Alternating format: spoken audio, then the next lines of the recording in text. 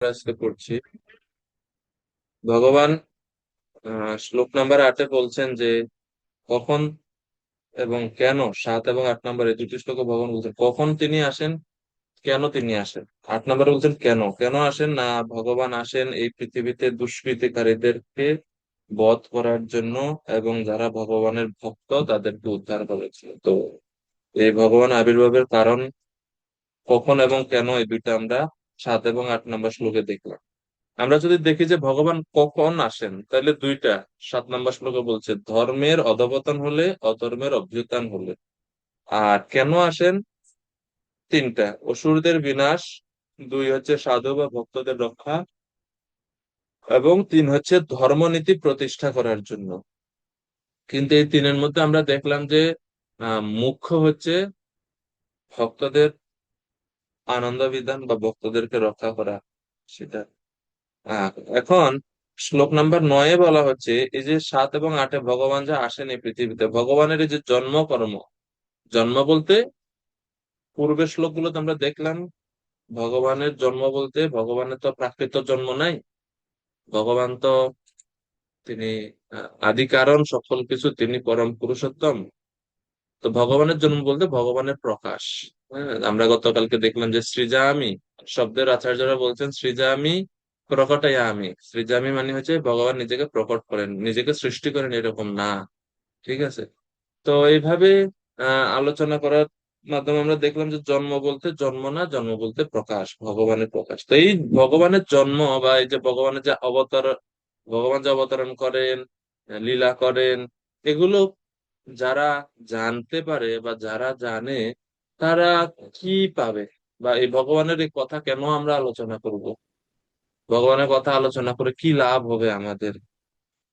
তো 9 এবং 10-এ ভগবানের কথা যারা আলোচনা করে, ভগবানের কথা যারা পরস্পর শ্রবণ কীর্তন করে, সেই শ্রবণ কীর্তনের ফলে লাভটা কি, সেই লাভ সম্বন্ধে এখন 9 নম্বর শ্লোকে বলা হচ্ছে।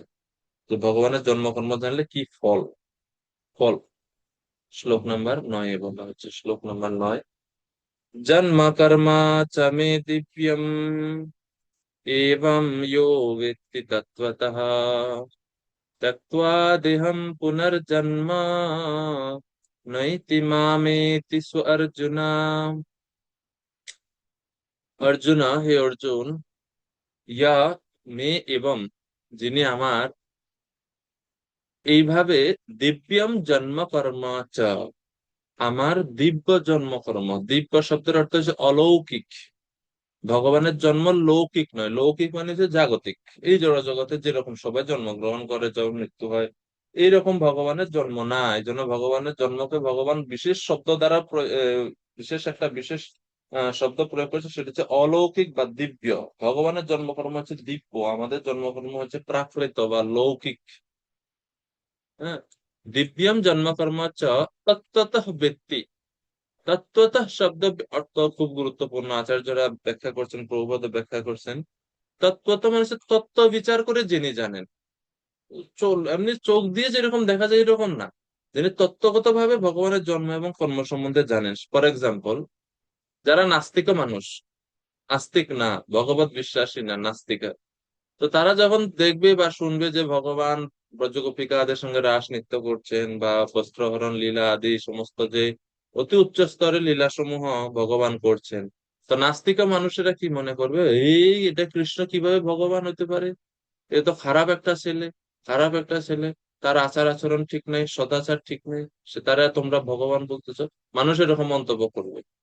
কেন মানুষ এরকম মন্তব্য করবে? কারণ তারা তত্ত্বদর্শী না, বা তত্ত্বগত ভাবে তারা কৃষ্ণ বিচার করছে না, তারা কৃষ্ণ তত্ত্ব জানে না। সেই কারণে তারা এরকম মন্তব্য করাটা স্বাভাবিক। কিন্তু একজন নিষ্ঠাবান কৃষ্ণ ভক্ত কখনো এরকম মন্তব্য করবেন না বা মনে ভাববেনও না। কেন? কারণ তিনি তত্ত্বগত ভাবে ভগবানকে জানেন।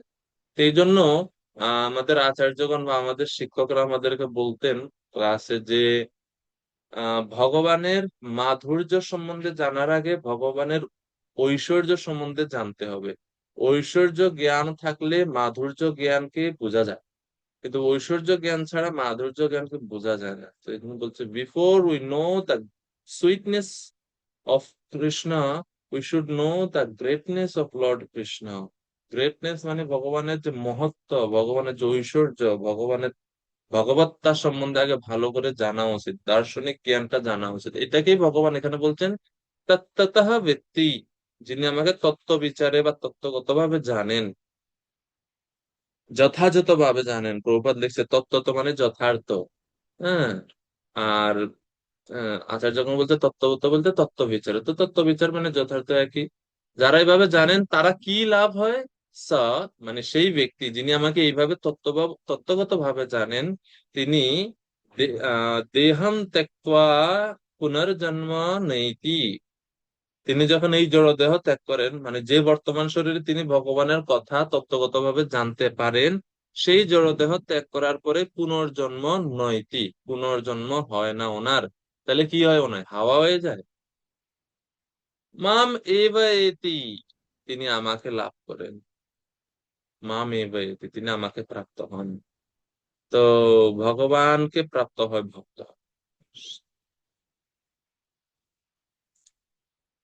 ভগবানকে ভক্ত লাভ করে, সেই বিষয়ে এখানে বলা আছে। তো আমরা গতকালকে যে দেখলাম ভগবানের জন্ম বা আবির্ভাব সম্বন্ধে যে সমস্ত 7, 8 নম্বর শ্লোকগুলোতে খুব সুন্দর সিদ্ধান্ত দেওয়া হয়েছে।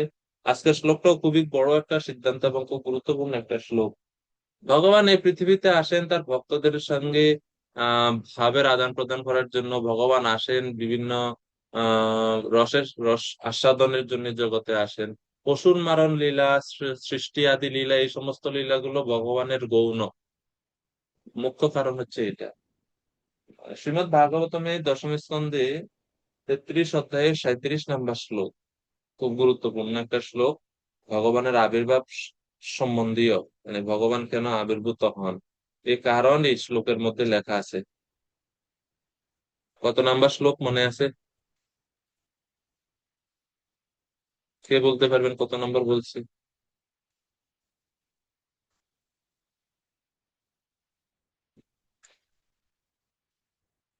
কে বলতে পারবেন হাত উঠান।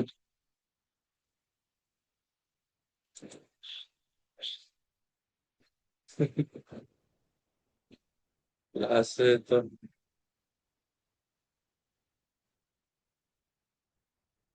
দশম স্কন্ধে 33 অধ্যায়ের 37 নম্বর শ্লোক। ভগবান এখানে বলছেন, অনুগ্রহায় ভক্তানাম মানুষম তনুমাশ্রিতা মানুষম দেহমাশ্রিতাঃ ভজতে তাদৃশী ক্রীড়া ইয়া শ্রুত্বা তৎপরো ভবেৎ। ভগবান আবির্ভাবের কারণ ভগবান বলছেন, অনুগ্রহায় ভূতানাম বা ভক্তানাম, অনুগ্রহায় ভক্তানাম, ভগবান তার ভক্তদের প্রতি বিশেষ অনুগ্রহ বা কৃপা করার জন্য মানুষম দেহম আস্থিত হয়, মানুষ দেহ আশ্রয় করে বা মনুষ্য রূপে প্রকটিত হন। কেন প্রকটিত হন? প্রথম তো বলছে ভক্তদের প্রতি কৃপা করার জন্য। আচ্ছা, প্রকটিত হয়ে তিনি কিভাবে কৃপা করেন? ভজতে তাদৃশী ক্রীড়া ইহা শ্রুত্বা তৎপরো ভবেৎ। তো ভগবান আবির্ভূত হয়ে বিভিন্ন লীলা করেন, বিভিন্ন লীলা রচনা করেন, যাতে করে বদ্ধজীবীরা ওই সমস্ত লীলা শ্রবণ কীর্তন করে ভগবত ভাবনায় মগ্ন হতে পারে, ভগবানকে জানতে পারে এবং অন্তিমে অন্তিমে ভগবানের কাছে ফিরে যেতে পারে। এই কারণে ভগবান আসেন।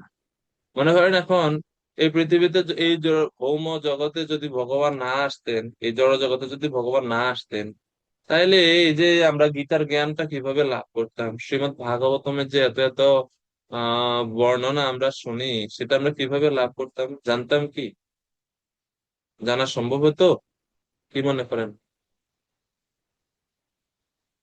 জানতে পারতেন আপনি যে কৃষ্ণ কিভাবে বৃন্দাবনে গোবর্ধন ধারণ করছেন? জানতাম? জানা তো সম্ভব হতো না।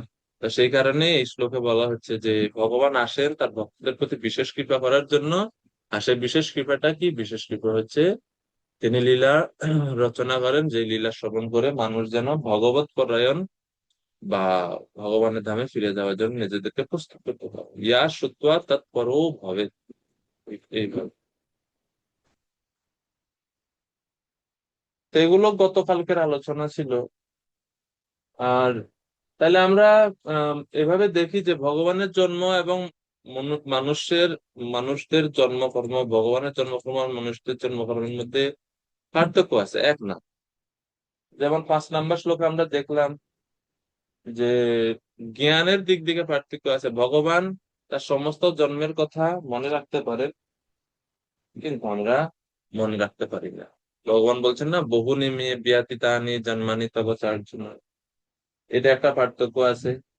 তারপরে ভগবান 6 নম্বর শ্লোকে বলছেন যে ভগবানের জন্মটা হয় যোগমায়ার প্রভাবে, আর জীবের জন্ম হয় মহামায়ার দ্বারা প্রভাবিত হয়ে, কর্মফলের দ্বারা প্রভাবিত হয়ে আমরা বারবার পুনরাবৃত্তি পুনর্জন্ম হতে হয় আমাদের। তো এভাবে জন্মের মধ্যেও পার্থক্য আছে, আর কর্মের মধ্যেও পার্থক্য আছে।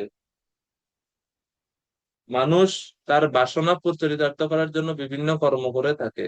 ভগবানের কোনো, যেহেতু কোনো জড় বাসনা নাই, সেজন্য ভগবান এরকম কোনো কর্ম নাই। নমাম কর্মাণি লিম্পন্তি নাম এই কর্ম ফলে স্পৃহা। এই সমস্ত পার্থক্য গুলো রয়েছে ভগবান এবং জীবদের মধ্যে। এখন আজকে আমরা এই যে 9 নম্বর শ্লোক পড়লাম, ভগবান এখানে, আমরা এখন একটু এটা নিয়ে আলোচনা করবো। ভগবান বলছেন জন্ম কর্ম চমে দিব্যম, আমার জন্ম এবং কর্ম হচ্ছে দিব্য। তো জন্ম বলতে অবতার, ভগবান যখন অবতরণ করেন এই জগতে, ভগবানের অবতরণ লীলাটা হচ্ছে দিব্য বা চিন্ময়। হ্যাঁ, জড় নয় বা প্রাকৃত নয়।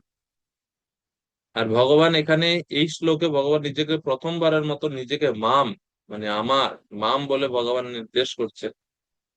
ভগবানকে জানার মাধ্যমে ফল কি, আমরা ভগবানের ধাম লাভ করতে পারবো। শ্রীল প্রভুপাদ শ্লোকের তাৎপর্যে বর্ণনা করছেন যে জড়বন্ধন থেকে মুক্ত হওয়া জীবের পক্ষে খুব সহজ নয়, এটা অত্যন্ত কঠিন। নির্বিশেষবাদীদের বা অষ্টাঙ্গ যোগীদের পথ, তাদের সাধন অত্যন্ত কঠিন, কিন্তু ভক্তের পথ বা ভগবত ভক্তির পথ অত্যন্ত সহজ। ভগবত ভক্তির পথ মানে কি, ভগবত ভক্তির পথ মানে হচ্ছে ভগবানকে জানা, সেই কারণে এটা সহজ। আর ভগবান এই শ্লোকে তো প্রকাশই করলেন যে তুমি আমাকে জানলে তুমি আমার কাছে লাভ করতে, আমার কাছে চলে আসতে পারবে। তো কত সহজ পন্থা। হ্যাঁ, তো বিশ্বনাথ চক্রবর্তী ঠাকুর বলছেন যে যেই মুক্তি অগণিত প্রচেষ্টা এবং হাজার হাজার সাধনা, হাজার হাজার বছর ধরে সাধনা দ্বারাও যে মুক্তি লাভ করা যায় না, আমার একনিষ্ঠ ভক্তগণ আমার আবির্ভাব এবং আমার লীলা শ্রবণ করেই সেই মুক্তি সহজে লাভ করতে পারে। সেই বিষয়ে ভগবান, সেই বিষয় জানানোর জন্য ভগবান এই শ্লোক বলছেন বলে বিশ্বনাথ চক্রবর্তী ঠাকুরের উক্তি এটা। অর্থাৎ ভগবানের কথা শ্রবণ কীর্তন করে আমরা মুক্তি লাভ করতে পারি, যে মুক্তি অষ্টাঙ্গ যোগীগণ হাজার হাজার বছর তপস্যা করেও লাভ করতে পারে না। পন্তাস্তু কোটি শতবৎসর সম্প্রগম্য বায়োরথাপি মনসো মুনিপুঙ্গবানম ইয়প্যৎ প্রপদসিম নিয়বিচিন্ত তত্ত্বে গোবিন্দমাদি পুরুষম তমহম ভজামি। ব্রহ্মসংহিতা ব্রহ্মাজি বলছেন পন্থাস্তু কোটি শতবৎসর সম্প্রগম্য, শত বৎসর ধরে আহ ভগবানের, ভগবানকে দর্শন করার জন্য মনোগতিতে ধাবিত হয়েও জ্ঞানীরা ভগবানকে দেখতে পায় না, লাভ করতে পারে না, ভগবানের নখাগ্র পর্যন্ত দর্শন করতে পারে না। সেই ভগবানকে ভক্তরা বা যারা ভগবানের কথা শ্রবণ কীর্তন করে ভগবানকে লাভ করবে। এই যে ভগবান এই 9 নম্বর শ্লোকে ভগবান তার আহ নিজেই ব্যক্ত করছেন এই শ্লোকে। এবং ভগবান বলছেন যে আমি বিভিন্ন রূপে অবতরণ করি এই জগতে, অবতরণ করি। যে আমার অবতরণটা হচ্ছে বৈদুর্য মণির মতো। বৈদুর্য মণির একটা বৈশিষ্ট্য হচ্ছে এই মণি এক এক দিক থেকে দেখলে এক এক রঙের। আপনি এক সাইড থেকে দেখতেছেন যে লাল, আরেক দিক থেকে দেখবেন যে সবুজ কালার, আরেক দিন থেকে দেখা যায় নীল কালার। এটা হচ্ছে বৈদুর্য মণির বৈশিষ্ট্য। তো ভগবান তিনি পরমেশ্বর, তিনি স্বেচ্ছা, তিনি হচ্ছেন ইচ্ছাময় পুরুষ। এবং যে ভগবানের আরেকটা আরেকটা বৈশিষ্ট্য হচ্ছে ভগবান হচ্ছেন সত্যকাম, সত্য সংকল্প, মানে ভগবান যা ইচ্ছা করেন তাই হয়। ভগবান তিনি নিজে বিভিন্ন অবতার রূপ ধারণ করে এই পৃথিবীতে আসেন, যেমন রাম, নৃসিংহ, বরাহ, এই সমস্ত রূপ ধরে তিনি আসেন, আবির্ভূত হন। আচ্ছা, ভগবানকে তাহলে ভিন্ন ভিন্ন সত্তা পরিণত হন, তো বিশ্বনাথ চক্রবর্তী ঠাকুর বলছেন না, ভগবানের যে জন্মটা না, ভগবান যখন বিভিন্ন রূপে আবির্ভূত হন, একই পরম তত্ত্ব, একই পরমেশ্বর ভগবান তিনি বিভিন্ন রূপে আবির্ভূত হন। এমন না যে কৃষ্ণ আর রাম, নৃসিংহ এনারা ভিন্ন কেউ, এরকম না, একই ভগবান। আর যিনি এটা জানেন তিনি ভগবানকে লাভ করতে পারেন।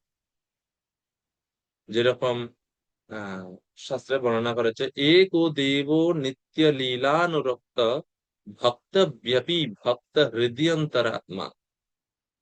অর্থাৎ ভগবানের ভক্তরা এক ও দেব নিত্য লীলা অনুরক্ত ভক্ত, ভগবানের, ভগবানকে তিনি পরমেশ্বর বলে জানেন, এবং ভগবানের আবির্ভাব, লীলা অনুরক্ত, ভগবানের লীলা এবং ভগবানের আবির্ভাব কথার প্রতি তিনি আকৃষ্ট, অনুরক্ত, এবং সেই কারণে সেই ভক্ত ভগবানের কাছে ফিরে যেতে পারেন। তিনি মুক্তি লাভের অধিকারী, যদিও মুক্তি ভক্ত চায় না, কিন্তু তিনি সেই স্তরে লাভ করতে পারেন। এখন তত্ত্বতঃ শব্দের অর্থ কি? তত্ত্বত বলতে কি বোঝানো? তত্ত্বত ভিত্তিক।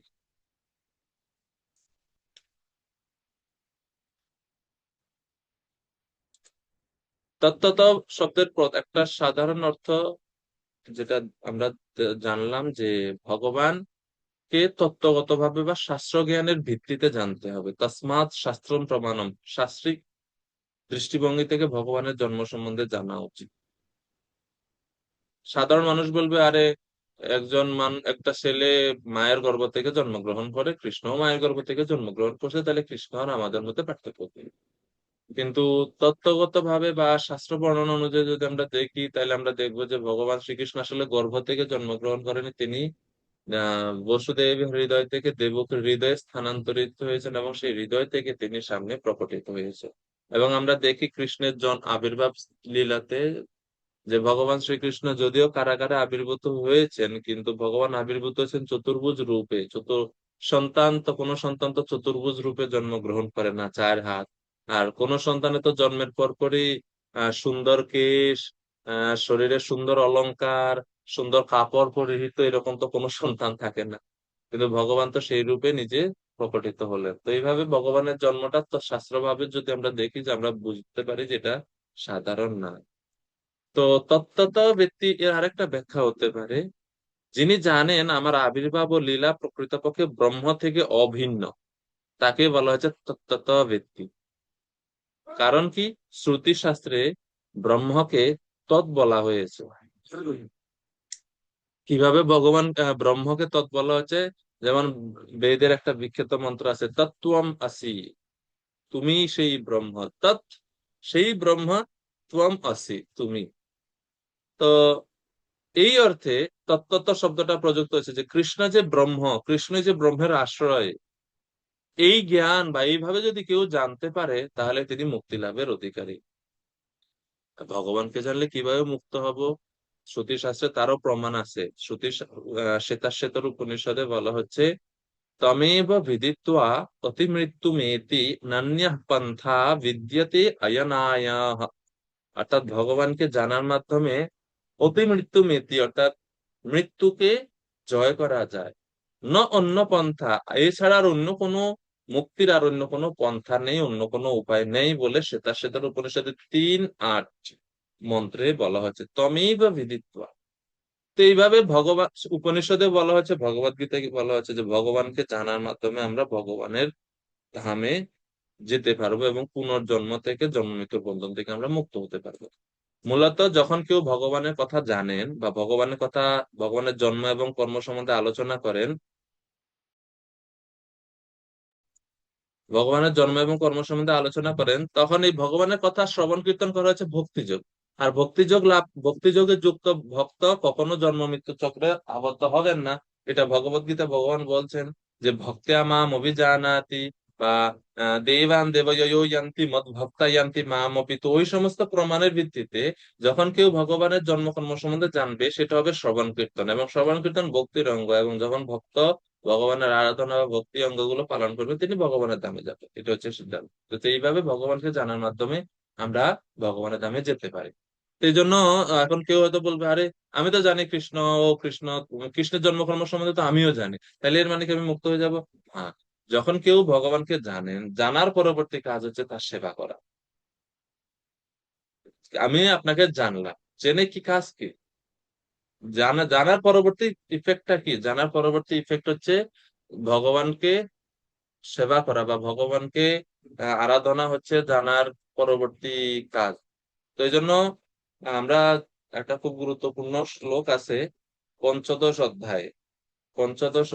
পঞ্চদশ অধ্যায়ে যদি আমরা একটু দেখি, এই পঞ্চদশ অধ্যায়ের সব শেষ দিকে ভগবান বলছেন, ইয়ো মামেব যসমূঢ়ো জানাতি পুরুষোত্তমম স সর্ববিদ ভজতি মাম সর্বভাবেন ভারত। ভগবত গীতা পঞ্চদশ অধ্যায়ের 19 নম্বর শ্লোক। এই শ্লোকে ভগবান বলছেন, ইহা মামেব অসম্মূঢ় জানাতি, যিনি নিঃসন্দেহে আমাকে পুরুষোত্তম বলে জানেন, মানে আমাকে ভগবান বলে জানেন, সা তিনি কি করবেন? জানার পরবর্তী কাজ কি? One who know Krishna, he will love Krishna. Knower become the lover. ঠিক আছে? তো ভগবানকে যিনি তত্ত্বগত ভাবে জানেন, তিনি ভগবানকে ভালোবাসবেন। এর পরের লাইনের জন্য ভগবান বলছেন, স যিনি আমাকে পুরুষোত্তম রূপে জানেন, স তিনি কি করবেন? সর্ববিদ ভজতি মাম, তিনি সর্ববিদ, তিনি সর্বজ্ঞ। ভগবানকে জানার মাধ্যমে তিনি সবকিছু সম্বন্ধে জেনে গেছেন। ইয়াসমিন বিজ্ঞাতে সর্বম এবং বিজ্ঞাতম ভবতি, ভগবানকে জানার মাধ্যমে তিনি সর্ববিদ বা সর্বজ্ঞ হয়ে গেছেন। সর্বজ্ঞ হওয়ার পরে কি? ভজতি মাম, তিনি আমার ভজনা করেন। সর্বভাবেন ভারত, কিভাবে ভজনা করেন? সম্পূর্ণরূপে শরণাগত হয়ে তিনি ভগবানের ভজনা করেন, ওনার যা কিছু আছে সবকিছু নিয়ে ভগবানের ভজনা করেন। এটা হচ্ছে ভক্তের কর্তব্য। তাইলে 15-19 আমরা জানলাম ভগবানকে জানার মাধ্যমে জানাটাই শেষ না, জানার পরে হচ্ছে সেবা। ঠিক না? তো এই জন্য এখানে ভগবান বলছেন যে শুধুমাত্র আমাকে জানলেই শীতে মৃত্যুর পর আমাকে আমার কাছে ফিরে আসবে। এর কারণ কি? এর কারণ হচ্ছে দুইটা দেখলাম আমরা, যে ভগবানকে জানা মানে যে শ্রবণ কীর্তন, শ্রবণ কীর্তন ভক্তির অঙ্গ, এবং যিনি নিষ্ঠাবান ভক্ত ভগবানের ধামে যাবেন, এটা হচ্ছে কথা। দ্বিতীয়, যিনি ভগবানকে জানেন, জানার পরেই সেখানেই তিনি সীমিত থাকেন না, তিনি ভগবানের সেবায় যুক্ত হন, অর্থাৎ ভজতি মানে ভক্তিতে যুক্ত হন। তো যিনি জানার পরে যখন ভক্তিতে যুক্ত হন, তাহলে তিনি ভগবানের কাছে যাবেন, কারণ ভগবান কথা দিছে যে মদ ভক্তা আহ নমে ভক্ত প্রাণাস্যাতি, আমার ভক্তের কোনো বিনাশ নেই। আমার ভক্তের কোনো বিনাশ নেই ভগবান বলছে। হম। তো এইভাবে আহ আমরা এই শ্লোকটা একটু বুঝতে পারি, এইভাবে আচার্যদের কাছ থেকে। আসলে এই শ্লোক এই এই কিছু শ্লোক গুলা খুবই ইম্পর্টেন্ট শ্লোক। আরো অনেক কিছু আলোচনা থাকলেও আমরা আসলে করতে পারি। যেরকম আমরা এই যে ভগবানের জন্ম সম্বন্ধে যেহেতু পড়লাম, এখানে জন্ম কর্ম চমে দিব্যম, ভগবানের জন্ম কাছে দিব্য বলা হচ্ছে। কিভাবে দিব্য বলা হচ্ছে? কেন দিব্য বলা হচ্ছে? দশম স্কন্ধে তৃতীয় অধ্যায়ে ভগবানের আবির্ভাব লীলা সম্বন্ধে বর্ণনা আছে। দশম স্কন্ধে তৃতীয় অধ্যায়, সেখানে ভগবানের আবির্ভাব কিভাবে হলো শ্রীমদ্ ভাগবত বর্ণনা করছেন। উপসংহার বিশ্বৎমন্যদো রূপম অলৌকিকম শঙ্খ চক্র গদা পদ্ম শ্রিয়া জুষ্টম চতুর্ভুজাম। বিশ্বাত্মন ভগবান শ্রীকৃষ্ণ শঙ্খ চক্র গদা এবং পদ্মের শোভাযুক্ত এই চতুর্বাহু সম্পন্ন হয়ে তিনি আবির্ভূত হলেন, এবং নিজ মায়ার দ্বারা অর্থাৎ যোগ মায়ার দ্বারা ভগবান সেখানে আবির্ভূত হলেন। আর যখন ভগবান এই চতুর্ভুজ রূপ দেখে দেবকী মাতা ভয় পাচ্ছেন যে কংস হয়তো আহ তাকে বধ করতে পারবে, বধ করবে একটু পরেই এসে, সেই ভয়ে তো তিনি প্রার্থনা করলেন যে তুমি সাধারণ বা শিশু রূপ ধারণ করো। তো তখন পিত্র সম্পশ্যতো সদ্য বভূব প্রাকৃত শিশু, মাতা পিতার এই প্রার্থনাতে বা অনুরোধে পরবর্তীতে ভগবান প্রাকৃত শিশু, তিনি সাধারণ শিশুরূপ ধারণ করলেন। তো এইভাবে আমরা দেখি ভগবানের জন্ম হচ্ছে অপ্রাকৃত বা অলৌকিক, অপ্রাকৃত বা অলৌকিক।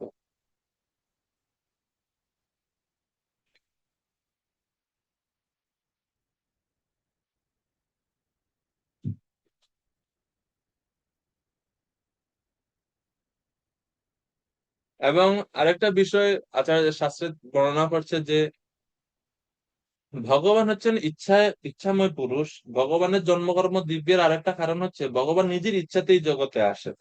শ্রীমদ্ ভাগবতমে একাদশ স্কন্ধের একাদশ অধ্যায়ে 18 নম্বর শ্লোকে উদ্ধব উদ্ধবজি ভগবানকে বলছেন, তম ব্রহ্ম পরমম ব্যোমম পুরুষ প্রকৃতে পরহ অবতীর্ণোসি ভগবান স্বেচ্ছা স্বেচ্ছুপাত্য পৃথক বপুঃ।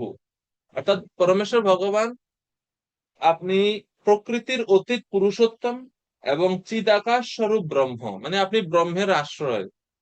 তাহা সত্ত্বেও আপনি স্বেচ্ছায় পৃথক দেহ ধারণ করে অবতার রূপ গ্রহণ করেছেন, মানে আপনি অবতীর্ণ হয়েছেন। তো এইভাবে আহ শ্রীমদ্ ভাগবতমেও ভগবানের জন্ম যে দিব্য, সেই সম্বন্ধে আমরা বর্ণনা পাচ্ছি। শ্রীমদ্ ভাগবতমে আরো যদি আমরা দেখি, অষ্টম স্কন্ধের তৃতীয় অধ্যায়ের 8 নম্বর শ্লোক, শ্রীমদ্ ভাগবতমে অষ্টম স্কন্ধের তৃতীয় অধ্যায়ের 8 নম্বর শ্লোক, সেখানে আরেকটা শ্লোকে বলা হচ্ছে যে না বিদ্যতে ইয়স্য চ জন্ম কর্ম বা না নাম রূপে গুণ দোষমেব বা তথাপি লোক্যাপ্যয় সম্ভবায় ইয়ঃ স্বমায়য়া তান্যনুকালম ঋচ্ছতি ন বিদ্যতে ইয়স্য চ জন্ম কর্ম বা। পরমেশ্বর ভগবানের কোনো জড় জন্ম কর্ম নাম রূপ গুণ বা দোষ কিচ্ছু নাই। জড় কোনো কিচ্ছু নাই ভগবানের। তবু এই জড় জগৎ সৃষ্টি ও প্রলয়ের উদ্দেশ্য পূরণের জন্য তিনি নিজের অন্তরঙ্গ শক্তির দ্বারা রাম কৃষ্ণ নরসিংহ ইত্যাদি রূপে তিনি আবির্ভূত হন, এবং তিনি হচ্ছেন পরম ব্রহ্ম। এই জগতে আবির্ভূত হলেও তিনি পরম ব্রহ্ম রূপেই বর্তমান থাকেন। তো এইভাবে আমরা ভগবানের জন্মকর্ম যে দিব্য, আরো বিভিন্ন শাস্ত্র প্রমাণ থেকে আমরা এটা বুঝতে পারলাম, আচার্যদের বচন থেকে বা তাদের ব্যাখ্যা থেকে আমরা এটা বুঝলাম। এরপরে এখন অর্জুন প্রশ্ন করছেন, যখন ভগবান বলছে যে আমার জন্মকর্ম জানলে আমাকে লাভ করতে পারবে, এখন ভগবানকে অর্জুন জিজ্ঞেস করছে, আচ্ছা ভগবান, আপনার জন্মকর্ম জানলে কিভাবে আপনাকে লাভ করবে সেটা যদি আর একটু ব্যাখ্যা করতেন, অথবা আপনার জন্মকর্ম জেনে আপনাকে লাভ করছে এরকম কোনো রেকর্ড কি আছে, এরকম কি কোনো বর্ণনা আছে, এরকম কোনো ভক্তদের হিস্টোরি কি আছে কি, যে আপনার জন্মকর্ম জেনে আপনাকে লাভ করছে, এরকম আছে, কারো কোনো প্রমাণ আছে কি? তো 10 নম্বর শ্লোকে ভগবান বলছেন, হ্যাঁ অবশ্যই প্রমাণ আছে, অনেকে আমাকে লাভ করেছে পূর্বে আমার জন্মকর্ম জেনে। প্রমাণ 10 নম্বর শ্লোকে আছে, হ্যাঁ। সুশান্ত হরিদেব প্রভু 10 নম্বর শ্লোকের অনুবাদ পড়ুন। আর এই যে আম, মানে 15 জন ভক্তের মতো ভিডিও অফ, তাই আমিও ভিডিও অফ করে দিব। সবাই ভিডিও অফ করে দেন, সবাই সবারটা খালি শুনে। হরে কৃষ্ণ। অনুবাদ: আসক্তি, ভয় ও ক্রোধ থেকে মুক্ত হয়ে সম্পূর্ণরূপে আমাকে মগ্ন হয়ে একান্তভাবে আমার আশ্রিত হয়ে পূর্বে বহু বহু ব্যক্তি আমার জ্ঞান লাভ করে পবিত্র হয়েছে এবং এভাবে সকলেই আমার অপ্রাকৃত প্রীতি লাভ করেছে। হরে কৃষ্ণ। হরে কৃষ্ণ। তো ভগবান এখন বলছেন, ভীত রাগ ভয় ক্রোধা মন্ময়া মাম উপাশ্রিতা। পূর্বে অনেকে আমার আমার আশ্রিত হয়ে এই জ্ঞান লাভ করে, কোন জ্ঞান লাভ করে, যে আমাকে আমার যে জন্মকর্ম এই জ্ঞান লাভ করে আমার আমার ধামে তারা গমন করেছে এবং আমার প্রতি প্রীতি লাভ করেছে, অর্থাৎ আমার প্রতি প্রেম ভক্তি তারা লাভ করেছে।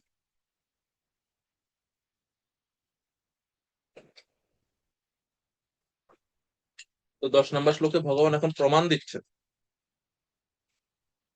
আহ শিল প্রভুপাদ এই শ্লোকে তাৎপর্য বলছেন যে যারা অত্যন্ত বিষয় আসক্ত, তারা ভগবানের স্বরূপ বুঝতে পারে না। আর বুঝতে না পেরে তারা এই জড় জগতে বিভিন্ন প্রকার ক্লেশ তারা ভোগ করে এই জগতে। রাগ, ভয়, ক্রোধ, 3 প্রকারের ক্লেশ তারা এখানে ভোগ করে থাকে। রাগ, ভয়, ক্রোধ, 3 প্রকার ক্লেশ এই 10 নম্বর শ্লোকে ভগবান বলছেন। রাগ মানে হচ্ছে আসক্তি, জড়জাগতিক বা সাংসারিক বিষয়ের প্রতি, বস্তুর প্রতি আসক্তি এবং পারমার্থিক জীবনের প্রতি অবহেলা, এটাকে বলা হচ্ছে রাগ। হ্যাঁ। তারপরে হচ্ছে ভয়। ভয় হচ্ছে কি, ব্যক্তিগত চিন্ময় স্বরূপ সম্বন্ধে ভয় বা নিজের স্বরূপ সম্বন্ধে জানতে না পারার কারণে ভয় হয়।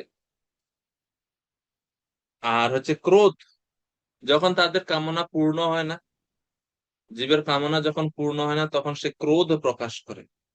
তো রাগ, ভয়, ক্রোধ, এই তিন প্রকার ক্লেশ কারা ভোগ করে? যারা বিষয়ে আসক্ত। এবং এই তিনটি সমস্যা থেকে মুক্তি লাভ করার উপায় কি? মুক্তি লাভ করার উপায় যে ভগবানের জন্ম কর্ম সম্বন্ধে জানা। তো প্রভুপাদ তাৎপর্য বলছেন এই তিনটি সমস্যা থেকে কিভাবে মুক্তি লাভ করা যায়। তিনটি সমস্যা কি? রাগ, ভয় এবং ক্রোধ। এই তিনটি সমস্যা থেকে মুক্তির উপায় কি? মুক্তির উপায় হচ্ছে পূর্ণরূপে ভগবানের আশ্রয় গ্রহণ করা, দুই, সদ্গুরু তত্ত্বাবধানে থাকা, তিন, ভক্তি জীবনের বিধি নিয়ম সমূহ যথাযথভাবে পালন করা। এভাবে এই তিনটি সমস্যা থেকে আমরা মুক্ত লাভ করতে পারি। রাগ, ভয়, ক্রোধ থেকে মুক্ত হতে পারে এই তিনটি উপায় অবলম্বনের মাধ্যমে। ভক্তি জীবনের বিধি সমূহ যখন পালন করবে একজন ভক্ত, তখন ভক্তের কি হবে? প্রভুপাদ পরে বলছে, যখন ভক্ত ভক্তি জীবনের বিধি নিয়ম সমূহ পালন করবে, তখন ভক্ত ভগবানের প্রতি আসক্তি, ভাব, প্রেম, এভাবে অতি উন্নতর স্তরগুলো আস্তে আস্তে আস্তে আস্তে লাভ করবে। তো এই জন্য প্রভুপাদ ভক্তিরসামৃত সিন্ধু থেকে ভক্তির ক্রমোন্নতির যে স্তরগুলো, সেই স্তরগুলো এখানে উল্লেখ করছে। আমরা কি জানি ভক্তির এই যে ক্রমোন্নতির স্তরগুলো কি কি? আমরা কারা কারা জানি? ভক্তিতে আমরা যে ক্রমোন্নতি, যে শ্রদ্ধা থেকে প্রেম পর্যন্ত, এই ক্রমগুলোর কথা কারা কারা আমরা জানি এখানে? একজন। আর, আচ্ছা, আচ্ছা, আমি তো হাত উঠাইছি, আর কেউ? আচ্ছা, আপনারা আপনারা জানেন না? তো যারা যারা আমরা জানি না, কোনো অসুবিধা নাই। এই তাৎপর্যের মধ্যে প্রভুপাদ দেখেন শ্লোক সহ, ভক্তিরসামৃত সিন্ধু থেকে শ্লোক সহ প্রভুপাদ উল্লেখ করেছেন। তো আমরা একটু শ্লোকটা পড়ি তাৎপর্য থেকে, নাকি? आदौ श्रद्धा ततः साधु संगत भजन क्रिया ततोऽनर्थ निवृत्ति स्यात् ततो निष्ठा रुचिस्तत अथासक्तिस्ततो भाव ततो प्रेमाभ्युदञ्चति साधकानामयं प्रेम्णा प्रादुर्भावे भवेत् क्रमः। এই হচ্ছে ভগবত ভক্তিতে যখন কোনো ভক্ত যুক্ত হন সদ্গুরু চরণাশ্রয় হয়ে, তখন তিনি কিভাবে উন্নতর স্তরগুলো লাভ করেন? প্রথম হচ্ছে আদৌ শ্রদ্ধা। এখন প্রশ্ন হচ্ছে, প্রভুপাদ এই শ্রদ্ধা, সাধুসঙ্গ, এই ভাব, প্রেম, এগুলো কেন বলছেন তাৎপর্যের মধ্যে? কারণ দেখেন, শ্লোকের মধ্যে ভগবান বলছেন মদ ভাবম আগতাহা। মদ ভাবম মানে আমার প্রতি সে ভাব লাভ করে। এই ভাব হচ্ছে ভক্তির এই যে ক্রমোন্নতির, প্রেমের ঠিক আগের অবস্থাকে বলা হয় ভাব। ওই ভাবের কথা বর্ণনা করার জন্য প্রভুপাদ তাৎপর্য এখানে এই ক্রমগুলো বলছেন। প্রথম হচ্ছে শ্রদ্ধা। শ্রদ্ধা হচ্ছে প্রথম অঙ্গ। দ্বিতীয় হচ্ছে সাধু সঙ্গ। তিন নাম্বার হচ্ছে ভজন ক্রিয়া। চতুর্থ স্তর হচ্ছে অনর্থ নিবৃত্তি। পঞ্চম হচ্ছে নিষ্ঠা। ষষ্ঠ হচ্ছে রুচি। সপ্তম হচ্ছে আসক্তি। অষ্টম হচ্ছে ভাব। এবং নবম হচ্ছে প্রেম। এই হচ্ছে 9টা ক্রম। শ্রদ্ধা, সাধু সঙ্গ, ভজন ক্রিয়া, অনর্থ নিবৃত্তি, নিষ্ঠা, রুচি, আসক্তি, ভাব এবং প্রেম। তো ভাব হচ্ছে প্রেমের ঠিক পূর্বের অবস্থা। যেরকম সূর্যের পূর্বে অরুণোদয় কাল আসে, অরুণ মানে আভা, একটা রক্তিম আভা চতুর্দিকে ছড়িয়ে পড়ে, এর ঠিক পরপরই সূর্য আসে। সেইরূপ প্রেম রূপ সূর্যের আগমনের পূর্বে ভাব রূপ অরুণের উদয় হয়। তো এটা হচ্ছে ভাব স্তর। ভাব স্তর এবং প্রেম স্তর খুবই কাছাকাছি। তো সেই ভাব স্তরে ভক্ত পৌঁছে যান এই বিতরাগ, ভয়ক্রতা, এই সমস্ত কিছু থেকে মুক্ত হয়ে মন্ময়া মাম উপাশ্রিত। মন্ময়া মাম উপাশ্রিত মানে হচ্ছে শ্রবণ কীর্তন করে ভগবানের প্রতি যখন কেউ একান্ত ভাবে আশ্রয় গ্রহণ করে, তখন তিনি ভগবানের প্রতি ভাব, প্রেম, এই সমস্ত স্তরগুলো তিনি লাভ করতে পারেন। তো এইভাবে ভগবানের ভক্ত ভগবানকে জানতে পারে। বহবো জ্ঞান তপসা। তো এইভাবে ভগবানকে জানার মাধ্যমে ভগবত ভাব লাভ করা যায়। তাহলে এখন কে কে বলতে পারবেন এই ক্রমোন্নতির, ভক্তির ক্রমোন্নতির স্তরগুলো কে কে বলতে পারবেন, দেখে হাত উঠান। যারা জানেন তো জানেন, আগে থেকেই জানতেন, আর এখন কে কে বলতে পারবেন? আচ্ছা, আমি একটু জিজ্ঞেস করবো। মনোহর, শ্রীধর প্রভু।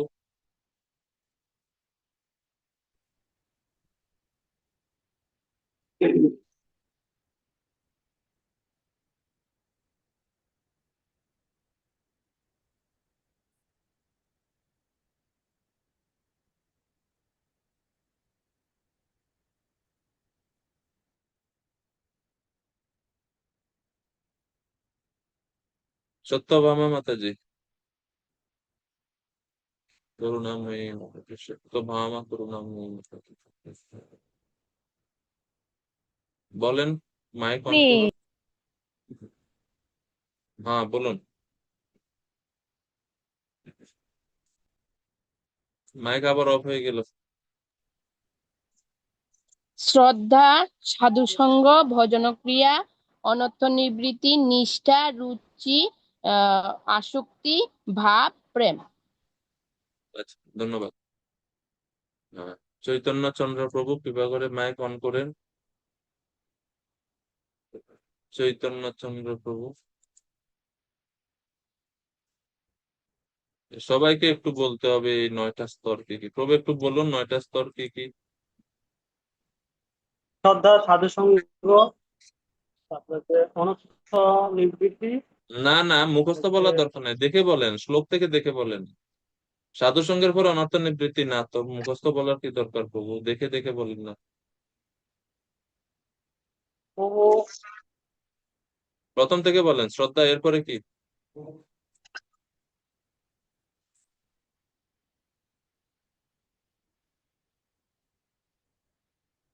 তাৎপর্য নাই? গ্রন্থ আছে না সামনে? হ্যাঁ প্রভু, শ্রদ্ধা, হ্যাঁ। সাধুসঙ্গ, হ্যাঁ, তারপরে ভজন ক্রিয়া। ভজন। শ্রদ্ধা, শ্লোকের সাধুসঙ্গ, মধ্যে। ভজন। হ্যাঁ, তারপরে আমি তো বললামও এখনো, শ্লোকের মধ্যে দেখেন, শ্লোক তো লেখা আছে, শ্লোকের মধ্যেও আছে সবগুলো নাম। প্রভু, আমি পরে যোগ করছি তো, যুক্ত হয়েছে, আমি শ্লোকটা বুঝতে পারিনি কত নম্বর শ্লোক। আপনি যখন জয়েন করেছেন তখন এর আগে থেকে, মানে আমার বলার আগে থেকে আপনি আছেন, আমরা 10 নম্বর শ্লোকের তাৎপর্য এটা করছি। এখন দেখেন, ক্লাসে আছেন উনি, শ্লোকেই বলতে পারে না কোন শ্লোক আলোচনা হচ্ছে। এটা তো খুবই কষ্টদায়ক, খুবই কষ্টদায়ক।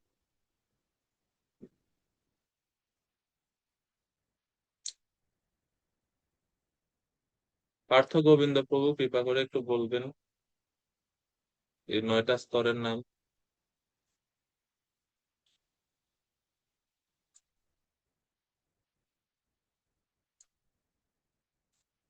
মাইক অন করুন।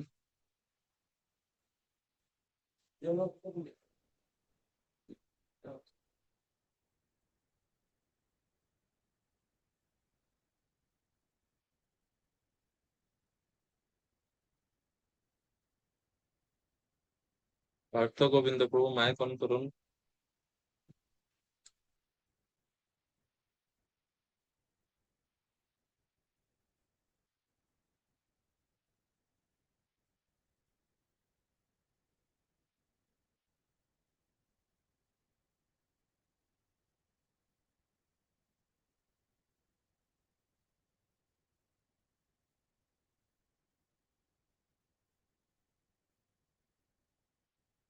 মাইক অন করতে পারেন না প্রভু? এই যে যে মাইকের বাটন আছে ওটাতে ক্লিক করলে তো অন হয়। মাইক অন করুন। হাই রে।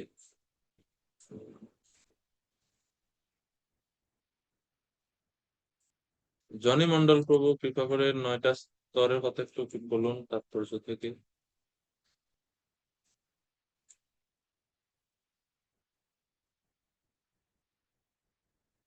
হরে কৃষ্ণ প্রভু, দণ্ডবত প্রণাম। ধন্যবাদ প্রণাম প্রভু। প্রভু, আদৌ শ্রদ্ধা, সাধু সঙ্গ, ভজন ক্রিয়া, অনর্থ নিবৃত্তি, আসক্তি, নিষ্ঠা, রুচি, ভাব ও প্রেম। হয়নি, ধারাবাহিক ভাবে হয়নি প্রভু, আবার বলেন। আদৌ শ্রদ্ধা, সাধু সঙ্গ, ভজন ক্রিয়া, অনর্থ নিবৃত্তি, নিষ্ঠা, রুচি, নিষ্ঠা, রুচি, ভাব ও প্রেম মনে হয়। না, মাঝখানে আরেকটা বাকি রয়ে গেছে। 9টা হয়েছে, দেখেন গুনে।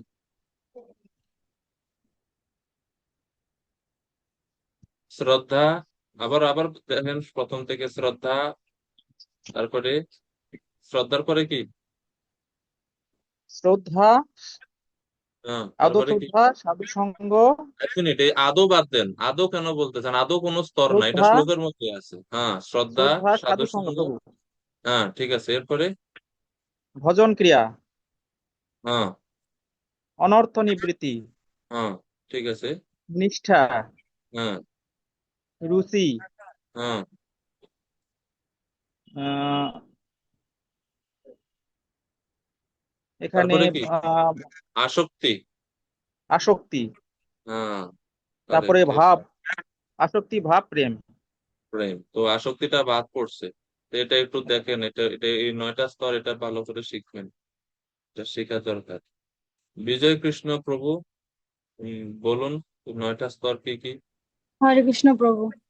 শ্রদ্ধা, সাধু সঙ্গ, ভজন ক্রিয়া, তত্ত্ব নিবৃত্তি, নিষ্ঠা, অনর্থ নিবৃত্তি। অনর্থ নিবৃত্তি, নিষ্ঠা, রুচি, স্বস্থ, আসক্তি, ভাবস্থ, প্রেম। না, শব্দগুলা শুনেন, এটা তো শ্লোকের মধ্যে আছে, শ্লোকেরটা বলার দরকার নাই। অনর্থ নিবৃত্তি, এরপর হচ্ছে নিষ্ঠা, এরপর হচ্ছে রুচি। রুচি স্ততা শ্লোকে আছে, তো স্তত তো হচ্ছে শ্লোকের শ্লোকের শব্দ, এটা দরকার না, আমরা জাস্ট স্তরগুলোর নাম শিখি। নিষ্ঠার পরে হচ্ছে রুচি, এরপর হচ্ছে আসক্তি, এরপর হচ্ছে ভাব, এরপর হচ্ছে প্রেম। আমি তো বললাম, শ্লোকের অনুবাদও বললাম, আলাদা আলাদা 9টা স্তরের কথাও বললাম, কিন্তু তারপরেও এখনো আপনারা একটু শিখতেন না। পার্থ প্রভু, আপনার মাইক অন হয়েছে, কৃপা করে বলুন। পার্থ গোবিন্দ প্রভু, মাইক অন হয়েছে হরে কৃষ্ণ প্রভু। প্রভু। হরে হ্যাঁ কৃষ্ণ প্রভু, প্রভু। শুনতে পাচ্ছি। প্রভু বলুন। প্রথম শ্রদ্ধা, সাধু সঙ্গ, অনর্থ নিবৃত্তি, সাধু সঙ্গ তো ভজন ক্রিয়া, অনর্থ নিবৃত্তি, নিষ্ঠা, রুচি, আসক্তি, ভাব ও প্রেম। আরেকবার একটু বলবেন কৃপা করে। শ্রদ্ধা, হুম। সাধু সঙ্গ, ভজন ক্রিয়া, অনর্থ নিবৃত্তি, নিষ্ঠা, রুচি, হুম, আসক্তি, ভাব ও প্রেম। খুব সুন্দর হয়েছে, ধন্যবাদ। অনেক অনেক ধন্যবাদ আপনাকে। ওকে, আমরা শুনলাম কয়েকজন ভক্তদের কাছ থেকে। সুগ্রীব রঘুনাথ প্রভু, সুগ্রীব রঘুনাথ প্রভু। হরে কৃষ্ণ প্রভু। প্রভু, প্রণীত। শ্রদ্ধা, সাধুসঙ্গ, ভজন ক্রিয়া, অনর্থ নিবৃত্তি, নিষ্ঠা, রুচি, আসক্তি, ভাব ও প্রেম। ধন্যবাদ। আর যাদের ভিডিও অফ আছে, ওনারা কি আছেন ক্লাসে?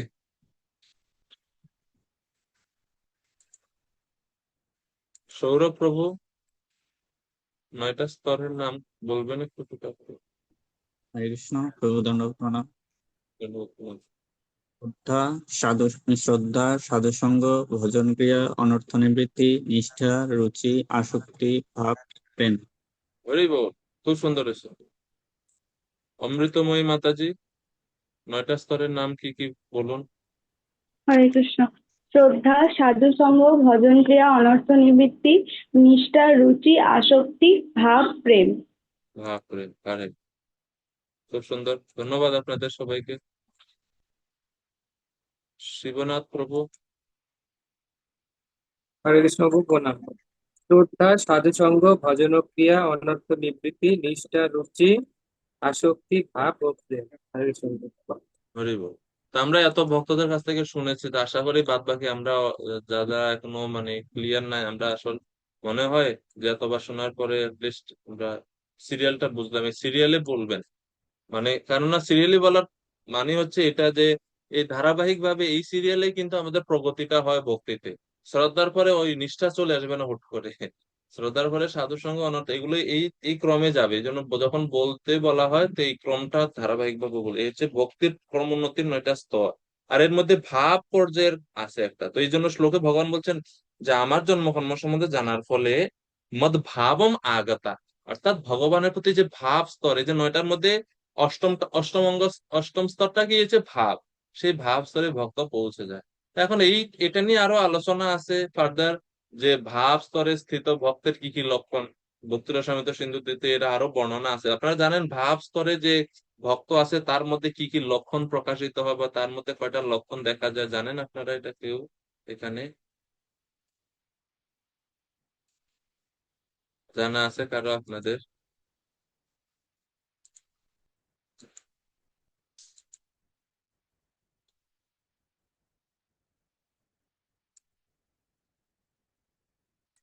ভাব স্তরে স্থিত ভক্তদের আহ কি কি লক্ষণ?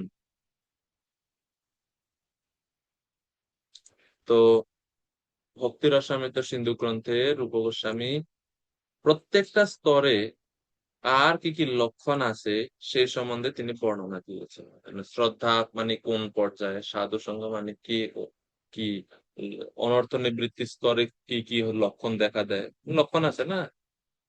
তো ভাব স্তরে ভক্তের লক্ষণ হচ্ছে শান্তি অপ্যর্থ কালত্বম বিরক্তির মান শূন্যতা आशाबंध समुत्कंठा नाम गाने सदा रुचि आसक्तिस्तद्गुणाख्याने प्रीतिस्तद्वसति स्थले इत्यादयोऽनुभावास्युच्चाता भावङ्कुरे जनाः।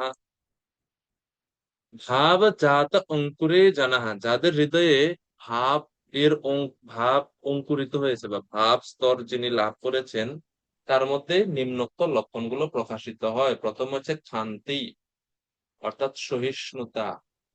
2 অব্যর্থ কালত্বম, ভক্ত 1 মিনিট 1 সেকেন্ডও বৃথা ব্যয় করেন না, জড়জাগতিক কার্যে ব্যয় করেন না এই স্তরের ভক্ত। 2 হচ্ছে এই জন্য এই অব্যর্থ কালত্বম, তার কাল তিনি প্রতি সেকেন্ড প্রতিটা মুহূর্ত তিনি ভগবত ভাবনায় ভগবত চেতনায় যুক্ত রাখেন, মগ্ন থাকেন তিনি। 2 হচ্ছে অব্যর্থ কালত্বম। 3 হচ্ছে মান শূন্যতা, শান্তি অব্যর্থ কালত্বম, সরি 3 হচ্ছে বিরক্তি, বিরক্তি বিষয়ের প্রতি বিরক্তি। 4 হচ্ছে বিরক্তি মান শূন্যতা, 4 হচ্ছে মান শূন্যতা, ওনার কোনো মান নাই, যেমন অমানি, অমানি মান শূন্যতা। তো এই জন্য এই শিক্ষাষ্টকমের ব্যাখ্যাতে আছে যে ত্রিনাদপি সুনিচেন তরোরিব সহিষ্ণুনা অমানিনা মানদেনা। এই যে 4টা গুণের কথা মহাপ্রভু শিক্ষাষ্টকম এই শ্লোকে বললেন, এমন না যে এই স্তরগুলো লাভ করার পরে আপনি হরিনাম করবেন, বিপরীত, হরিনাম করলে এই স্তরগুলো লাভ করতে পারবে। কারণ হরিনাম যদি করার পূর্বে যদি এই স্তরগুলো লাভ করতে হবে এরকম যদি কেউ বলেন, তাহলে এটা ভুল ব্যাখ্যা হবে। কারণ এই স্তরগুলো আপনি কিভাবে লাভ করবেন? আচার্যরা বলছেন এই যে শ্রদ্ধা, এই সরি ত্রিনাদপি সুনিচনা তররিব সহিষ্ণু, এগুলা কোনো সত্যগুণের গুণ না, সত্যগুণ থেকে জাত গুণ না, এগুলা এগুলা বিশুদ্ধ সত্য, এগুলা ভগবত ভক্তি অনুশীলন থেকে এই এই সমস্ত গুণগুলো উৎপত্তি হয়। তো আপনি যদি ভগবতের নাম, যেটা হচ্ছে ভক্তির প্রধান অঙ্গ এই কলিযুগে, সেটাই যদি আপনি না করেন, তাহলে এই গুণগুলো আপনার মধ্যে প্রকাশিত হবে কি করে? ঠিক আছে না? তো এই এই যে এই গুণগুলো কিন্তু অনেক উন্নত স্তরে। তো ভাব স্তরে ভক্তের মানশূন্যতা, শান্তি অব্যর্থ কালোত্তম, বিরক্তি, মানশূন্যতা, 4টা দেখলাম। তারপরে 5 হচ্ছে আশা বন্ধ।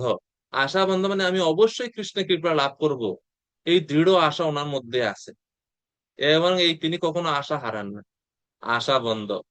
6 হচ্ছে সমুৎকণ্ঠা, তিনি সবসময় উৎকণ্ঠিত, কোথা কাহা যাব, কোথা পাবো ব্রজেন্দ্রনন্দন, এভাবে সবসময় তিনি উৎকণ্ঠিত থাকেন, কখন আমি ভগবানকে লাভ করব, কখন আমি ভগবানকে দেখতে পাবো, কখন আমি ভগবানের কথা শুনবো, এভাবে তিনি উৎকণ্ঠিত থাকেন, সমুৎকণ্ঠা 6। তারপরে 7 হচ্ছে নাম গানে সদা রুচি, তিনি প্রতি মুহূর্তে ভগবানের নাম গানে সবসময় তিনি রুচি, কখনো ওনার মুখ থেকে নাম যায় না, অন্যান্য সবসময় ওনার মুখে নাম চলে, কীর্তন চলে, জপ মাল্লা হাতে থাকুক না থাকুক, ঘুমের মধ্যেও চলে। নাম গানে সদা রুচি, কোনো সময় অরুচি নাই। আমাদের হচ্ছে নাম গানে সদা অরুচি। এই হচ্ছে আমাদের অবস্থা। কোন রকম 16 মালাটা টানাটুনি করলে শেষ করতে পারলেই বাসি, কিন্তু ভাব স্তরে ভক্তের নাম গানে সদা রুচি। আচ্ছা, তার সাত হচ্ছে তার এটা হচ্ছে সাত না। আট হচ্ছে আসক্তি তৎ গুণ আখ্যানে, ভগবানের গুণ মহিমা আলোচনা করতে উনি সবসময় আসক্ত। উনি সবসময় অপেক্ষা করে কিভাবে আমি একজনের ভগবানের গুণ মহিমা, ভগবানের কথা আমি বলবো। আসক্তি তৎ গুণ আখ্যান, এই গুণ আখ্যানে বা ভগবানের কথা পরিবেশনার পিছনের উদ্দেশ্য না নিজের পাণ্ডিত্য জাহির করা বা আমি কত ভালো জানি সেটা প্রকাশ করে, এরকম না। হৃদয় থেকে এই অনুপ্রেরণা আসে আমি একটু ভগবানের কথা বলি। তো আসক্তি তৎ গুণ আখ্যান, এটা হচ্ছে 8 নাম্বার অঙ্গ। আর 9 হচ্ছে প্রীতিস্তৎ বসতি স্থলে, ভগবানের যে বসতি স্থল মানে ভগবানের যে ধাম সমূহ, যেখানে ভগবান লীলা বিলাস করেন, বৃন্দাবন, মথুরা, দ্বারকা, মায়াপুর, জগন্নাথপুরী, সমস্ত যে ধাম, ধামে মানে প্রীতিস্তৎ বসতে, প্রীতি, ধাম সমূহের প্রতি ওনার প্রীতি থাকে, ভালোবাসা থাকে, আকর্ষণ থাকে, সেই সমস্ত ধামে তিনি থাকতে চান, ভগবানের সেই সমস্ত ধাম দর্শন করতে চান, সেই সমস্ত ধামে বাস করার জন্য ওনার হৃদয় আকুল হয়ে থাকে, হয়তো শারীরিক ভাবে নইলে মানসিক ভাবে তিনি সেই সমস্ত ধামে বসবাস করেন। এই হচ্ছে 9টা লক্ষণ, যে 9টা লক্ষণ ভাব স্তরে স্থিত ভক্তের মধ্যে দেখা যায়। এখন আপনি নিজেকে নিজে বিচার করতে পারবেন আপনি কোন স্তরে আছেন। ভক্তি রসামৃত সিন্ধু পড়লে, আরো বিশেষ করে মাধুর্য কাদম্বিনী গ্রন্থ পড়লে, মাধুর্য কাদম্বিনী গ্রন্থকে বলা হয় the mirror of devotional life. Mirror of devotional life মানে আমাদের সামনে যদি আয়না থাকে, আয়নাতে যেরকম আমার কেমন অবস্থা এটা দেখতে পারি আমরা। আমার নাকটা সোজা আছে না বাঁকা আছে,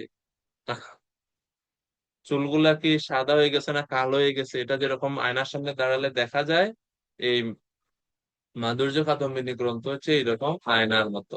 এই গ্রন্থের সামনে যদি নিজের ভক্তি জীবনকে রাখেন, তাহলে আপনি বুঝতে পারবেন আপনার ভক্তি জীবনের অবস্থা কি, স্বাস্থ্য ভালো আছে না রুগ্ন অজীর্ণতায় ভুগতেছেন। ভক্তি জীবনের এসব বোঝা যায়। যাই হোক, তো এই হচ্ছে ভাব স্তরে স্থিত ভক্তের 9টা লক্ষণ এরকম আছে। তো সেই ভাব স্তরে ভক্ত পৌঁছেন ভগবানের কথা শুধু জানার মাধ্যমে। তাইলে আমরা যদি আরেকবার এই শ্লোকটা একটু বুঝি, এই শ্লোকের একটা কিন্তু ট্রিক্স আছে, একটা রহস্য আছে। রহস্যটা কোন জায়গাতে? রহস্যটা হচ্ছে এখানে, দেখেন, আহ ভগবান এখানে বলছেন যে সহজ অর্থ যেটা, আসক্তি ভয় ক্রোধ থেকে মুক্ত হয়ে আমাতে মগ্ন হয়ে একান্তভাবে আমার আশ্রিত হয়ে পূর্বে বহু ব্যক্তি আমার জ্ঞান লাভ করে পবিত্র হয়েছে। বিতরাগ ভয় ক্রোধা মন্ময়া মাম উপাশ্রিতা বহব জ্ঞান তপসা পূতা মদ ভাবম আগত। আচ্ছা, বুঝলাম আমরা। এখন প্রশ্ন হচ্ছে বিতরাগ ভয় ক্রোধ, রাগ ভয় ক্রোধ থেকে মুক্ত হয়ে ভগবানকে জানা যায়, নাকি ভগবানকে জানার মাধ্যমে বা ভগবত জ্ঞান লাভের মাধ্যমে রাগ ভয় ক্রোধ থেকে মুক্ত হওয়া যায়? আচার্যরা বলছে দুইটাই।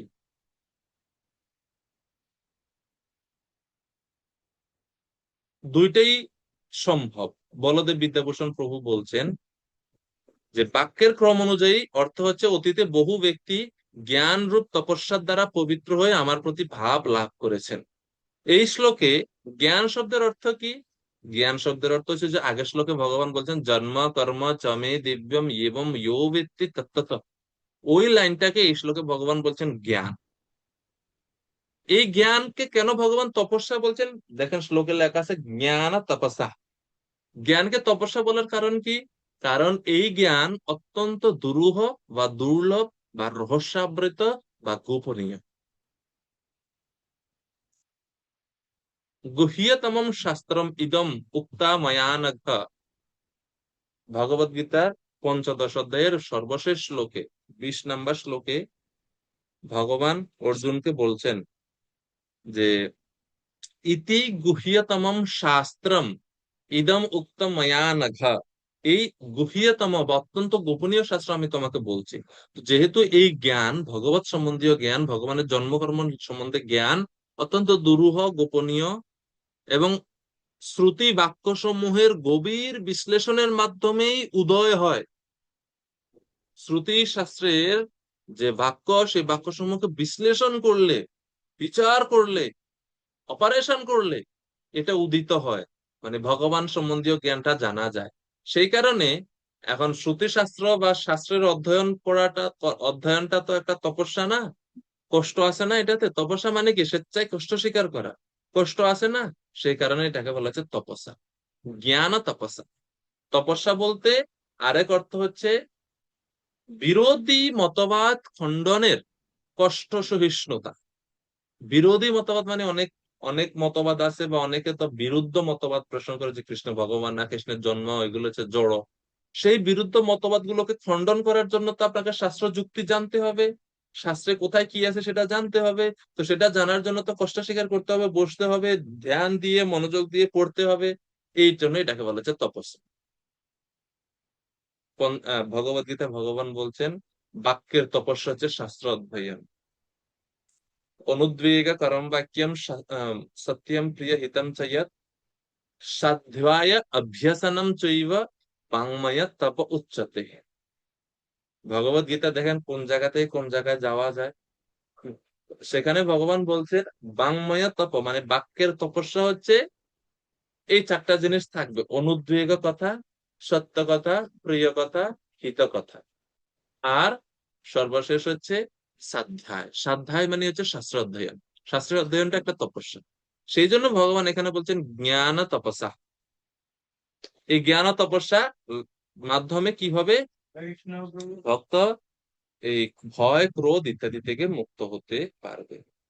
তো এই ভয় ক্রোধ থেকে মুক্ত হওয়ার আরেকটা ব্যাখ্যা হচ্ছে আহ এটা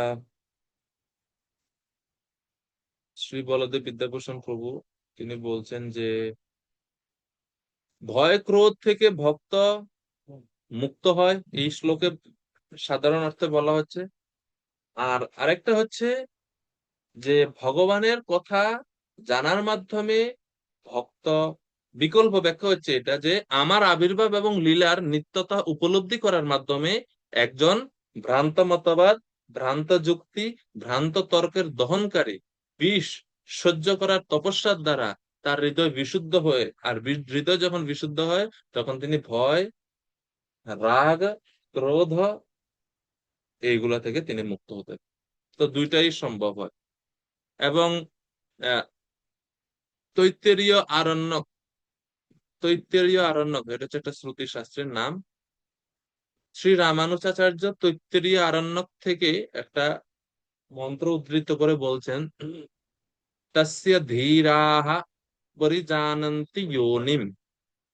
জ্ঞানী ব্যক্তিরা ভগবানের আবির্ভাবের পদ্ধতি সম্পর্কে সম্যক রূপে অবগত। তো ইনি হচ্ছেন জ্ঞানী, যিনি ভগবান সম্বন্ধে পূর্ণরূপে জানেন। সেই জন্য ভগবান বলছেন যিনি ভগবানকে জানেন তিনি ভয় রাগ ক্রোধ থেকে মুক্ত হন। ভয় রাগ ক্রোধ ক্রোধ থেকে মুক্ত হয়ে তিনি ভগবানের আশ্রয় গ্রহণ করেন, মাম উপাশ্রিতা। আর ভগবানকে আশ্রয় করার মাধ্যমে তিনি ভগবানের প্রতি কি হন? ভগবানের প্রতি ভাব লাভ করেন বা প্রেম লাভ করেন। এই হচ্ছে 10 নম্বর শ্লোকের বিষয়।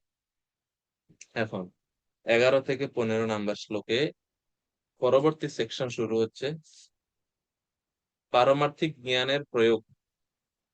অর্থাৎ এই যে ভগবত সম্বন্ধীয় জ্ঞান, ভগবানের জন্মকর্ম সম্বন্ধে যে রহস্য, এটা যদি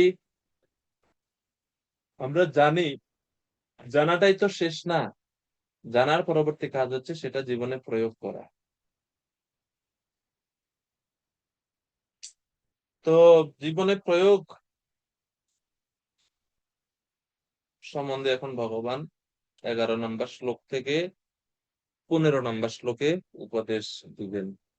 শ্লোক নম্বর 11 থেকে 15। ये यथा मां प्रपद्यन्ते तंस्तथैव भजाम्यहम् ममो वर्तमानुवर्तन्ते मनुष्या पार्थ सर्वशः। আরেকটা গুরুত্বপূর্ণ শ্লোক ভগবত গীতা, ये यथा मां प्रपद्यन्ते। হ্যাঁ, শ্রী চৈতন্য করুণাময় প্রভু কৃপা করে অনুবাদ করবে। হরে কৃষ্ণ প্রভু, দণ্ডবোধ প্রণাম। প্রণাম প্রভু। যারা যেভাবে আমার প্রতি আত্মসমর্পণ করে আমি তাদেরকে সেইভাবেই পুরস্কৃত করি। হে পার্থ, সকলেই সর্বতোভাবে আমার পথ অনুসরণ করে। হরে কৃষ্ণ। সকলেই সর্বতভাবে আমার পথ অনুসরণ করে, ভগবান বলছে। তাহলে এই যথামাম প্রপদ্যন্তে, যারা যেভাবে আমার প্রতি আত্মসমর্পণ করে, তাম ততই বা ভজাম্যহম, আমি তাদেরকে সেইভাবে পুরস্কৃত করি। অনেকে এই শ্লোকের বিকৃত অর্থ করে অনেকে বলে, ভগবান তো বলছেন যে যথামাম প্রপদ্যন্তে, যেভাবে ইচ্ছে এভাবে একরকম ভাবে নিজের ইচ্ছা অনুযায়ী ভগবানের শরণাগত হলেই হলো।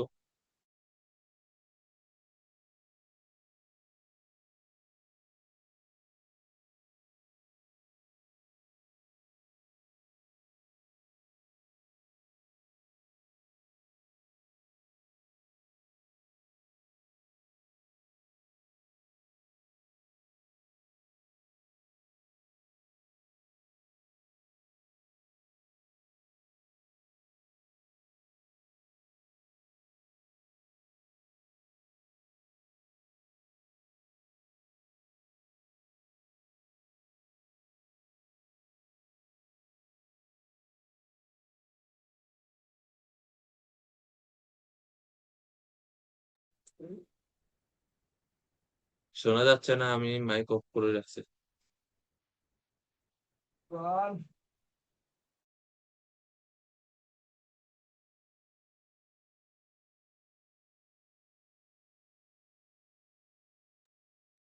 ওকে। তো মানুষ এটা বলে যে যেভাবে ইচ্ছা, যার যার যেই মন্ত্র ইচ্ছা সেই মন্ত্র জপ করো, যে যে দেবতার ইচ্ছা সেই দেবতার আরাধনা করো, সর্বতভাবে তো সব অন্তিমে তো ভগবানকেই লাভ করবে, এরকম অনেকে বলে। কিন্তু আমাদের আচার্যগণ বলছেন যে এটা এই শ্লোকের সঠিক ব্যাখ্যা কখনোই নয়। যে যথামাম প্রপদ্যন্তে, প্রপদ্যন্তে শব্দের অর্থ হচ্ছে ভগবানের শরণাগত হও। মাম প্রপদ্যন্তে, ভগবান বলছেন আমার শরণাগত হতে হবে, অন্য কারো শরণাগত হলে হবে না। শ্লোকের বিষয়টা ভালো করে বোঝা উচিত। ভগবানের শরণাগত হতে গিয়ে কেউ যদি অন্য কোনো ভাবে শরণাগত হয় সেটা অন্য ব্যাপার। যেমন ভগবানের প্রতি শরণাগত হওয়ার অনেক পন্থা থাকতে পারে, ভগবানের সাথে সম্পর্কিত হওয়ার অনেক রাস্তা থাকতে পারে। যেমন কেউ কেউ শান্ত রসে ভগবানের সাথে সম্পর্কিত, কেউ দাস্য রসে ভগবানের সাথে সম্পর্কিত, সক্ষ ভাবে ভগবানের সাথে সম্পর্কিত। এইভাবে ইয়ে যথা মাম প্রপদ্যন্ত, বিভিন্ন ভাবে ভক্ত ভগবানের কাছে শরণাগত হন। কিন্তু এর মানে এটা না যে আপনি অন্য কোনো দেবদেবীর আরাধনা করেন আর বলবেন যে এটা কৃষ্ণের আরাধনা। সেটা কখনো মানে সঠিক ব্যাখ্যা নয়।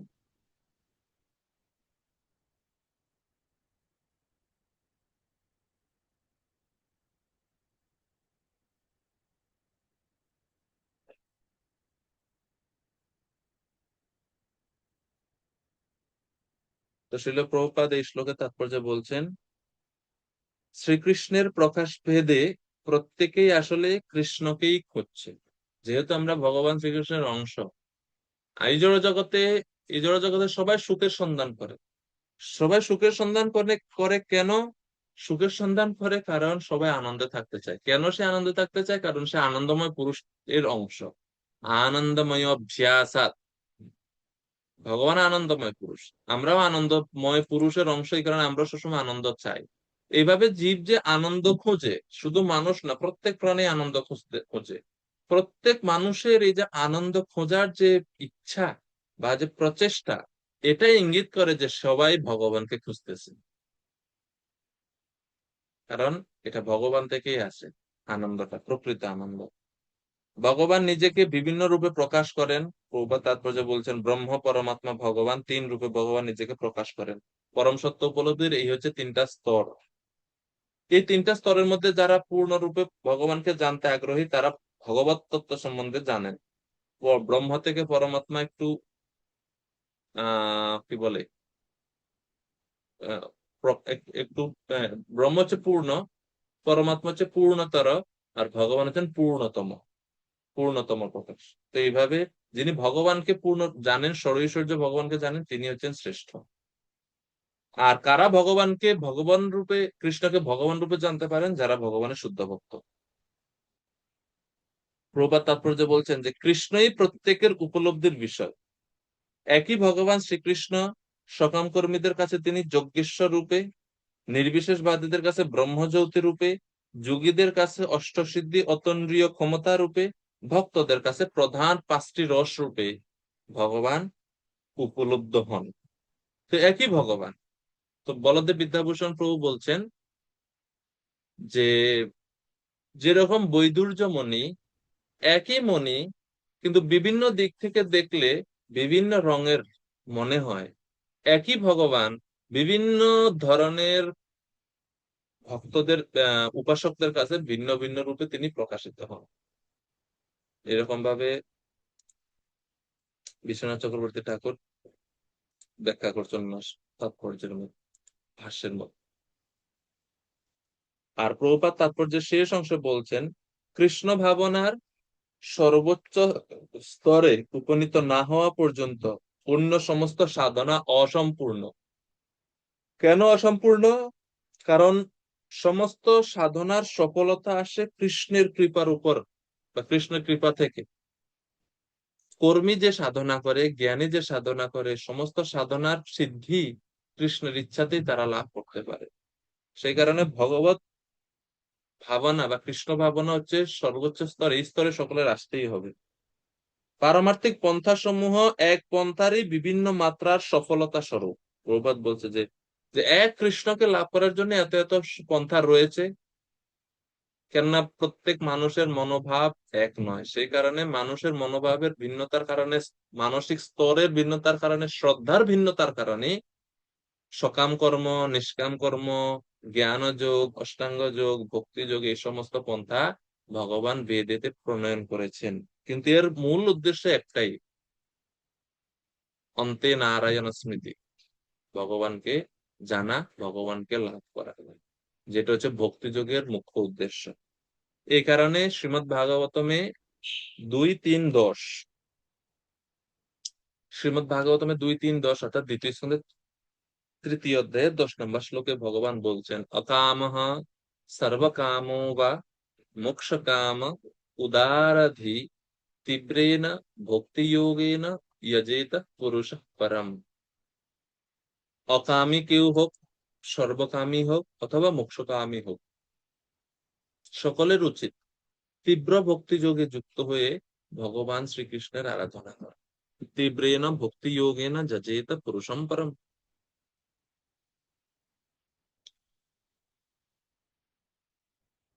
এইভাবে আচার্যগণ শ্রীল প্রভুপাদ 11 নম্বর শ্লোকের ব্যাখ্যা করছেন।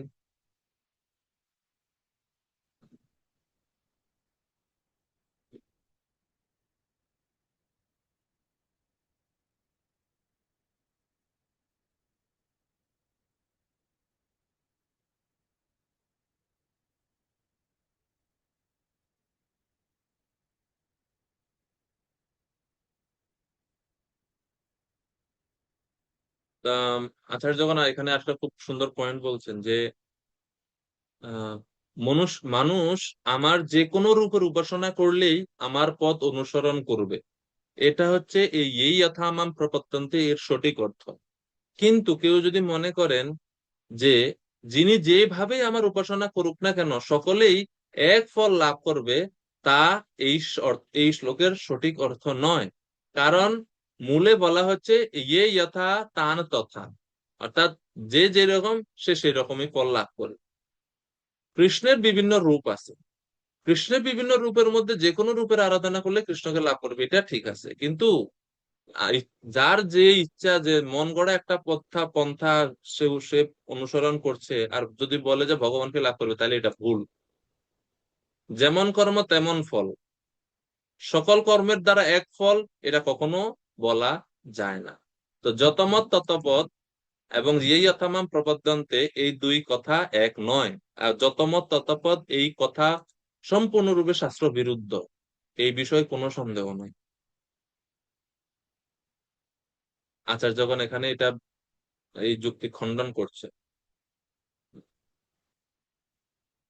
আরেকটা বিষয় এখানে আমাদের দৃষ্টি খেয়াল রাখা উচিত, ইয়ে যথা মাম প্রপদ্যন্তে তান তথা ভজাম্যহম, অর্থাৎ কৃষ্ণের শরণাগত জন ব্যতীত যারা কৃষ্ণের শরণাগত হয় না তাদের কথা এই শ্লোকে বলা হচ্ছে না, কেননা ভগবান বলছেন মাম প্রপদ্যন্তে।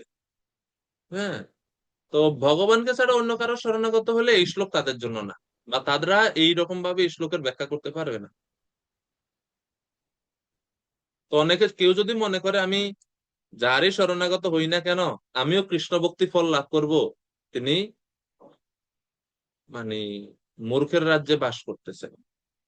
শ্রীমদ্ ভাগবতমে 4th স্কন্ধের 13 অধ্যায়ের 34 নম্বর শ্লোকে বলা হচ্ছে, তাম স্তান কামান হরির দধ্যাৎ ইয়ান ইয়ান কাময়তে জনঃ আরাধিতো যথে বেশ তথা পুংসাম ফলোদয়ঃ।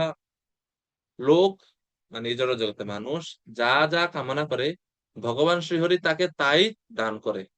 যে ব্যক্তি যেভাবে ভগবানের আরাধনা করে থাকে তার ফলও সেই রকমই হয়। কেউ যদি দাস্যভাবে ভগবানের ভজনা করে, দাস্যভাবে ভগবানের কাছ থেকে তিনি রিপ্লাই পাবে। তো এই হচ্ছে যে যথামাম এর অর্থ। এমন না যে কালী মাতার উপাসনা করলে অন্তিমে কৃষ্ণ প্রেম লাভ করবে, এটা এই শ্লোকে বলা হচ্ছে না। কৃষ্ণেরই আরাধনা করতে হবে। এবং এই শ্লোকের সাদৃশ্যপূর্ণ চৈতন্য চরিতামৃতে আদি লীলা 4th অধ্যায়ে একটা শ্লোক আছে, আমাকে তো যে যে ভক্ত ভজে যেই ভাবে তারে সে সে ভাবে ভজি এ মোর স্বভাবে। যেই ভক্ত যেভাবে ভগবানের ভজনা করেন ভগবানও বিনিময়ে তাকে সেইভাবে ভজনা করবে। তো এই দ্বিতীয় লাইনের অর্থটা মনে রাখা উচিত, ভগবানও তার ভক্তদের ভজনা করেন, খালি যে ভক্ত ভগবানের ভজনা করেন এরকম নয়, ভগবানও অপেক্ষা করেন, সুযোগ খুঁজেন কিভাবে তিনি তার ভক্তদের সেবা করবেন, সেভাবে ভগবানও ভক্তের ভজনা করেন। প্রহ্লাদ মহারাজ ভগবানের ভজনা করছেন, আর নৃসিংহদেব প্রহ্লাদ মহারাজের সেবা করেন নাই। যতবার বিপদে পড়ছে কে রক্ষা করছেন? ভগবান শ্রীহরি রক্ষা করছেন না? তো ভগবান তার ভক্তের সেবা করেননি? অম্বরীশ মহারাজ ভগবানের ভক্তি করেছেন, আর ভগবান কি সে অম্বরীশ মহারাজের কোনো সেবা করেন নাই? অবশ্যই করেছেন। ভগবান তার সুদর্শন চক্রের একটা কপি রেখে দিয়েছেন অম্বরীশ মহারাজের রাজ্যে, প্রাসাদের মধ্যে। আচার্য যখন বলছে যে যখন এই অসুর দুর্বাসা জটা থেকে উৎপত্ত হলো যে অসুর, সেই অসুর যখন অম্বরীশ মহারাজকে হত্যা করতে ধাবিত হয়, বৈকুণ্ঠ লোক থেকে চক্র আসেনি, চক্র ওইখান থেকে সাথে সাথে প্রকটিত হয়ে গেছে। কোথা থেকে? তো একটা চক্র ভগবান রেখে দিয়েছেন অম্বরীশ মহারাজের সুরক্ষার জন্য ওনার রাজ্যে।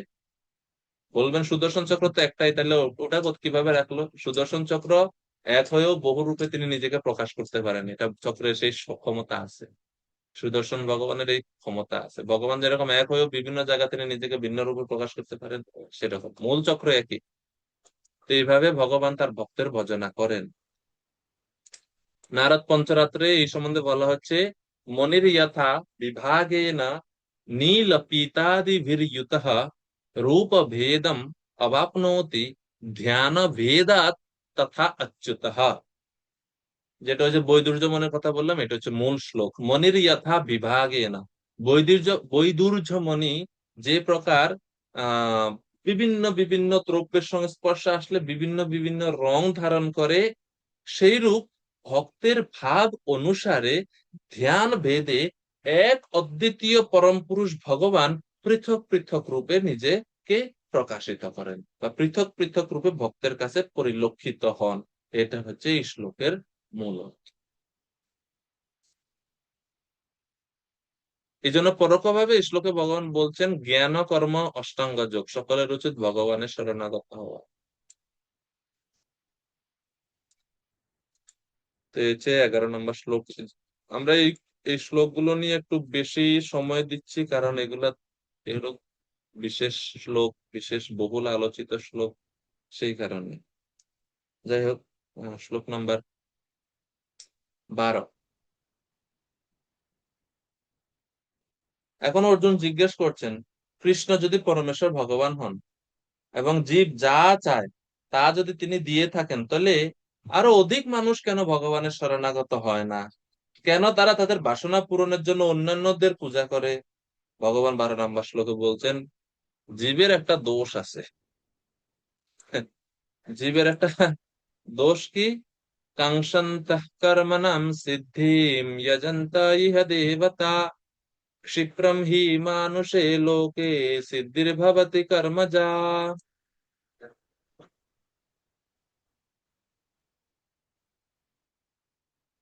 শিবনাথ প্রভু অনুবাদ পড়বেন কৃপা করে। হরে কৃষ্ণ বন্ধু। এই জগতে মানুষেরা সকাম কর্ম সমূহের সিদ্ধি কামনা করে থাকে এবং তাই তারা বিভিন্ন দেব দেবীর উপাসনা করেন। সকাম কর্মের ফলে অবশ্যই অতি শীঘ্রই লাভ হয়। তো ভগবানের উত্তর কি তাইলে? অর্জুনের প্রশ্ন ছিল কি, যে আরে আপনি যদি যার যে ইচ্ছা ভক্তের সঙ্গে, ভক্ত যেভাবে ভজনা করে সেইভাবে যদি আপনি প্রতিদান দেন, তাহলে কেন বেশি বেশি মানুষ আপনার কাছে আসে না? কেন দেখা যায় শিব মন্দিরে, দুর্গা মন্দিরে লাইন লম্বা, আর কৃষ্ণ মন্দিরে 5 জন মানুষ পাওয়া যায় না? এই ঘটনা কি? মানুষ কেন এরকম করে? অন্যান্যদের কাছে কেন যায়? তো ভগবান বলছেন, মানুষ সবসময় সবকিছু ফাস্ট চায়, ফাস্ট, তাড়াতাড়ি। 2G থেকে 3G থেকে 4G থেকে 5G তে 6G, জি বাড়তেছে। মানে মানুষ খুব দ্রুত চায় সবকিছু, ফটাফট। মানে ওষুধ খাইছে সাথে সাথে অ্যাকশন হইতো, অপেক্ষা করেন। এই জন্য মানুষ হোমিওপ্যাথিতে যায় না, সব এলোপ্যাথিতে যায়। তো মানুষ মনে করে হোমিওপ্যাথিতে টাইম লাগে বেশি, আজকে ওষুধ খাইছি, ওই 1 মাস পরে কাজ করবে। তো কৃষ্ণ ভক্তিটা অনেকটাই হোমিওপ্যাথির মতো, আর দেবদেবীর উপাসনা হচ্ছে এলোপ্যাথির মতো। চুলকানি হয়েছে, মলম লাগান, 2 দিনে চুলকানি ভালো হয়ে যাবে। কিন্তু প্রভু চুলকানি ভালো হলেও ওষুধ খাওয়া বন্ধ করেন, আবার চুলকানি আসবে। কিন্তু হোমিওপ্যাথি ওষুধ খেলে আস্তে আস্তে ভেতর থেকে ভালো হবে। এখানে কেউ হোমিওপ্যাথিক ডাক্তার আছেন নাকি?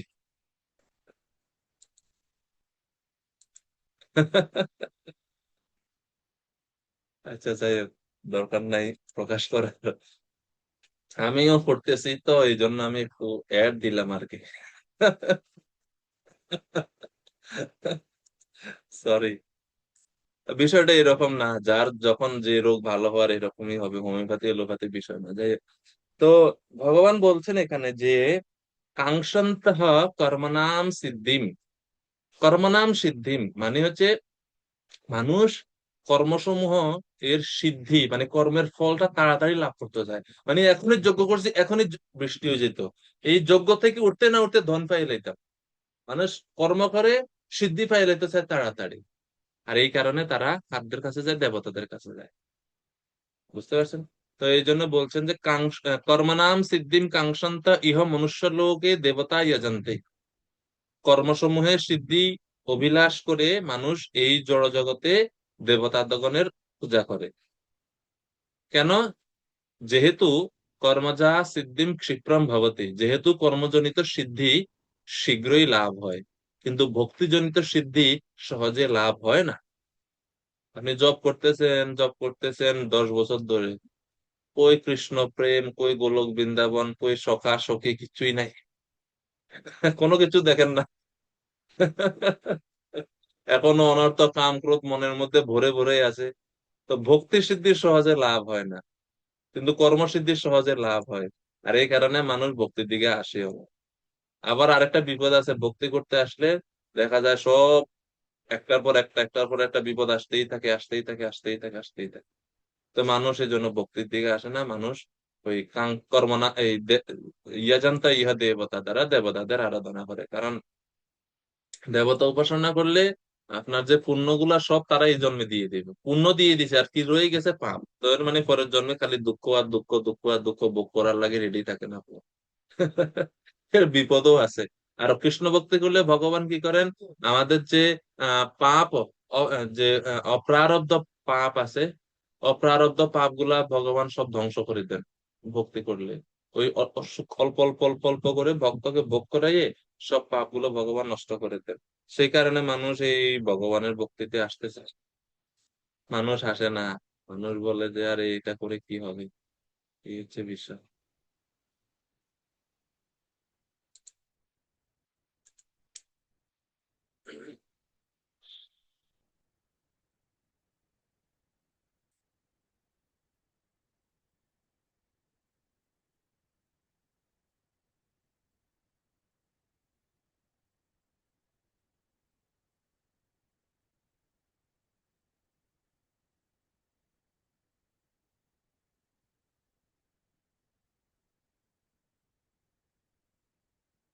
আহ বলদেব বিদ্যাভূষণ প্রভু বলছেন যে কর্ম তিন প্রকার। সরি, এটা বিশ্বনাথ চক্রবর্তী, বিশ্বনাথ চক্রবর্তী ঠাকুর বলছেন।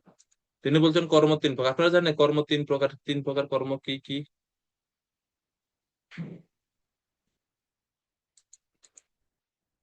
নিত্য, নৈমিত্তিক এবং কাম্য। এই হচ্ছে তিন প্রকার কর্ম। অকর্ম ও বিকর্ম অপেক্ষা কাম্য কর্ম ভালো, কিন্তু কাম্য কর্ম সিদ্ধির জন্য ফলক আকাঙ্ক্ষী ব্যক্তিগণ ভগবান বাসুদেবের উপাসনা পরিত্যাগ করে ইন্দ্র আদি দেবতাদের উপাসনা করে। ভগবত গীতার সপ্তম অধ্যায়ের 20 নম্বর শ্লোকের এই এই আলোচনার সঙ্গে লিঙ্ক আছে। সপ্তম অধ্যায়ের 20 নম্বর শ্লোকে ভগবান বলছেন কামস্তৈ হৃত জ্ঞানা প্রপদ্যন্তে অন্য দেবতা। অন্য দেবতাদের কাছে, মানে ভগবান বাসুদেবকে ছেড়ে অন্য দেবতাদের কাছে কে যায়? যাদের কামনা বাসনার দ্বারা অপহিত জ্ঞান অপহিত হয়ে গেছে, তারা অন্যান্য দেবতাদের কাছে যায়। বুঝতে পারছেন বিষয়টা? তো এই জন্য ওই কাম্য কর্মসমূহ ফল লাভের জন্য মানুষ অন্যদের কাছে যায়। আর এর ফলে গিয়ে কি পায়? সপ্তম অধ্যায়ের 22 নম্বর শ্লোকে বলছে লভতে চা ততঃ কামান। দেবতারা তো শীঘ্রই মানুষের চাহিদাগুলো পূরণ করে দেয়, কারণ দেবতাদের ইচ্ছা হয়েছে যে কাস্টমার যেন যায় না। দেবতারা কাস্টমার হারাইতে চায় না। 1 বছর ব্রজবাসীরা যজ্ঞ কেন করছেন, এতে দেবরাজ গরম হয়ে গেছে, বৃষ্টি শুরু করে দিচ্ছেন, মানে ঝড় পাঠাই দিচ্ছেন। তো তারা এই জন্য ফার্স্ট ফার্স্ট রিপ্লাই দেয়। তো ভগবানের ভক্তি, ভগবানকে ভক্তি দ্বারাই লাভ করা যায়। ভক্তাহম একয়া গ্রাহ্য। চৈতন্য চরিতামৃতে বলছে ভক্তে কৃষ্ণ বশ হয়, ভক্তে তারে ভজি।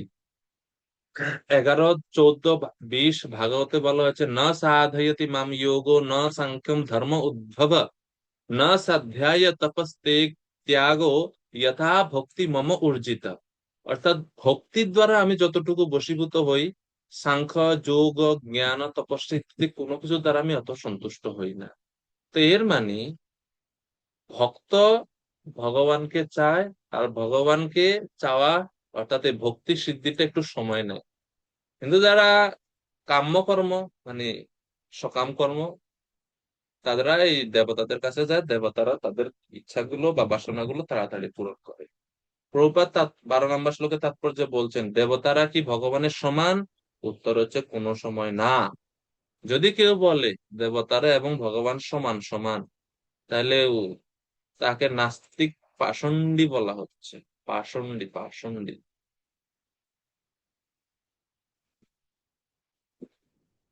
সপাষণ্ডী ভবে ধ্রুবম। ইয়স্তু ব্রহ্ম রুদ্রাদি দেবতা, ব্রহ্ম রুদ্র আদি দেবতাদেরকে যদি কেউ ভগবান বাসুদেবের সমান বলে জ্ঞান করে বা বলে থাকে, তাহলে তিনি হচ্ছে পাষণ্ডী।